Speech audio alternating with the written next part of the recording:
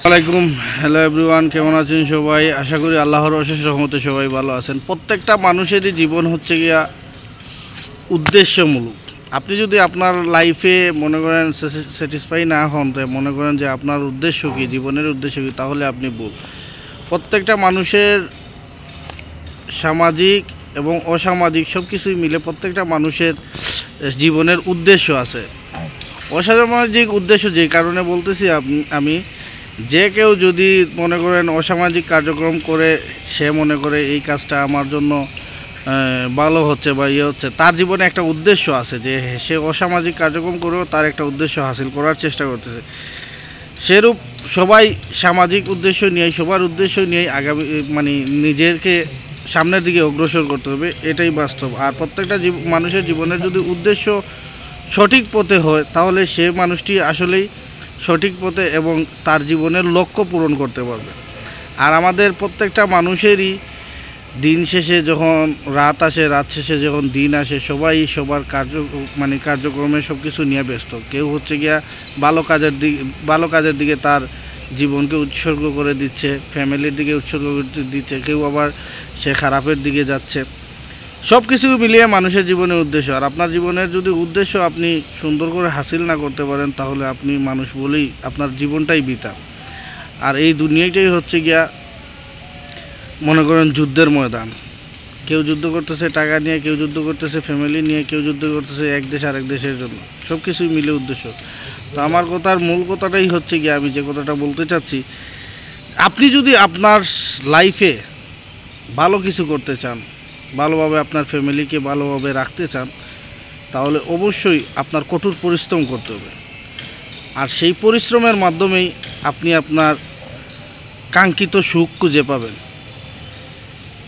কথায় আছে, একবার যদি না পারেন দেখবেন শতবার, শতবার দেখার পরেও একদিন না একদিন আপনি সফল হবেন।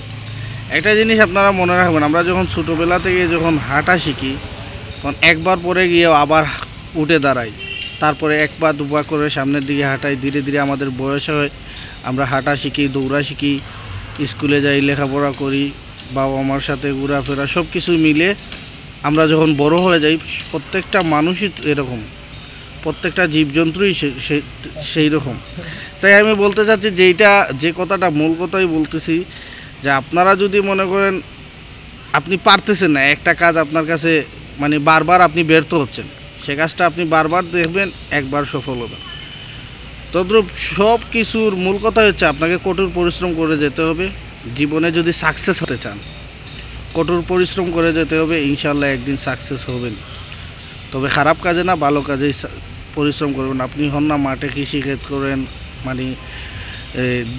অন্য কোনো কাজ করেন, রাজমিস্ত্রি কাজ করেন, রোডমিস্ত্রি কাজ করেন, কার্পেন্টারের কাজ করেন, হোল্ডিংয়ের কাজ করেন, অফিসে জব করেন, চাকরির ক্ষেত্রেও আপনি সফল হবেন। বেশিরভাগ ক্ষেত্রে মানুষ ব্যবসা করে সফল হচ্ছে। আর এই ব্যবসাটাকেই দেশে করেন আর বিদেশে করেন, যে কোনো কাজ করেন, সব কিছুর পরেই হচ্ছে পরিশ্রম। আর পরিশ্রম বয়ে আনে সুখ।